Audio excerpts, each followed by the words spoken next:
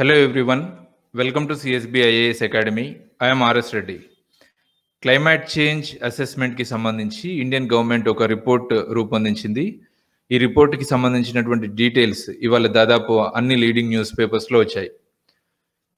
ఈ రిపోర్ట్ని రూపొందించింది ఎవరు అంటే Indian institute of tropical meteorology, ఆ తర్వాత centre for climate change research.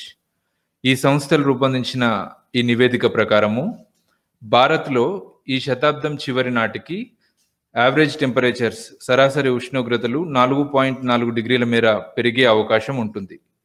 అట్లాగే వేసవి కాలంలో వీచేటువంటి వడగాలులు అంటే హీట్ వేవ్స్ 3 to 4 టైమ్స్ పెరిగే అవకాశం ఉంటుంది. ఈ రిపోర్ట్ ప్రకారము 1901 నుంచి 2018 మధ్య కాలంలో భారత్లో యావరేజ్ టెంపరేచర్స్ 0.7 డిగ్రీ సెల్సియస్ పెరిగాయి.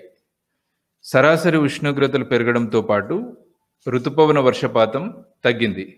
అట్లాగే భారత్లో తీవ్రమైన తుఫానులు కూడా పెరిగాయి. అట్లాగే ఈ రిపోర్ట్ సముద్ర ఉపరితల ఉష్ణోగ్రతలకి సంబంధించి కొన్ని ఇంట్రెస్టింగ్ డీటెయిల్స్ మెన్షన్ చేసింది. అవేంటి అంటే గాలిలో ఉష్ణోగ్రతలు పెరగడం వల్ల సముద్ర ఉపరితల ఉష్ణోగ్రతలు 1 డిగ్రీ సెల్సియస్ పెరిగాయి. ఇది ఈ 1 డిగ్రీ సెల్సియస్ ఇంక్రీజ్ అనేది 1951 నుంచి 2015 మధ్య పీరియడ్లో జరిగిందనమాట. ప్రపంచవ్యాప్తంగా చూసినప్పుడు ఇలా సముద్ర ఉపరితల ఉష్ణోగ్రతల పెరుగుదల 0.7 డిగ్రీ సెల్సియస్ మాత్రమే ఉంది.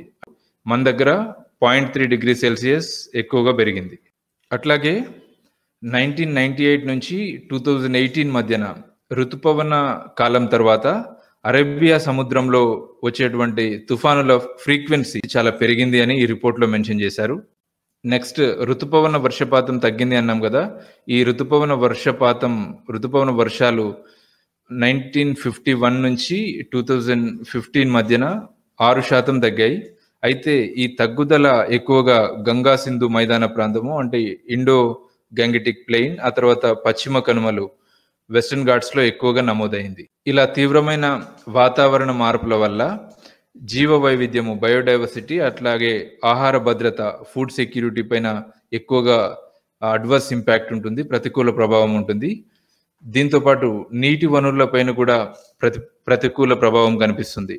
అట్లాగే వాతావరణంలో ఈ తీవ్రమైన మార్పులు ప్రజా ఆరోగ్యాన్ని కూడా ప్రభావితం చేస్తాయి. సో ఇట్లాంటి రిపోర్ట్స్ మనం ఎందుకు చదవాలి, ఎందుకు మన దగ్గర ఈ ఫ్యాక్ట్స్ ఉండాలి అంటే క్లైమేట్ రిలేటెడ్గా ఏదైనా ఆన్సర్ వచ్చినప్పుడు దాన్ని రాస్తున్నప్పుడు ఈ రిపోర్ట్లో ఉన్నటువంటి ఫైండింగ్స్ ఏవైనా దానికి రిలవెంట్గా ఉండే ఫైండింగ్స్ మెన్షన్ చేస్తే ఆన్సర్ చాలా ఎఫెక్టివ్గా కనిపిస్తుంది.